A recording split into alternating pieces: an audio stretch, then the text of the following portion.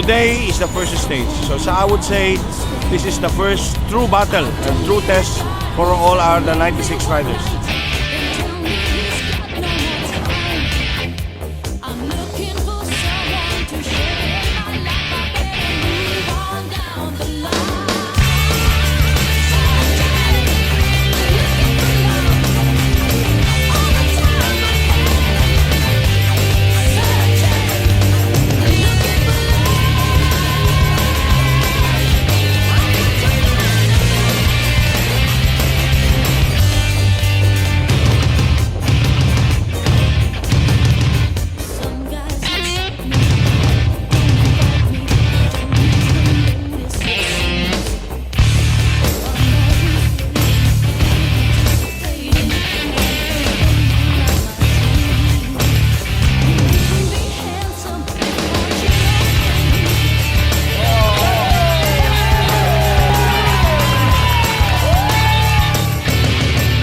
These guys raced today like it was the Philippine Championships and all the money was on the line. It was a very hard day and the entire group, the peloton, was ripped into so many groups on the road. Guys coming in, groups of 2 or groups of 3.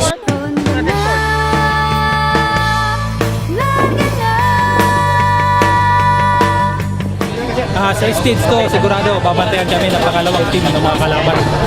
Paghahandaan namin sila. Bali, i-maintain namin para bukas ulit, para pipilitin namin manalo ulit bukas. Ko rin po inaasahan na manalo po ako ngayon. Pero yun nga po, sadyang nanalo po naman.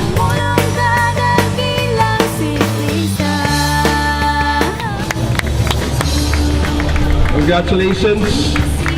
For photo opportunities, ladies and gentlemen, presenting to you our top 3 finishers for today's first stage of the Ronda Pilipinas 2012 by LBC.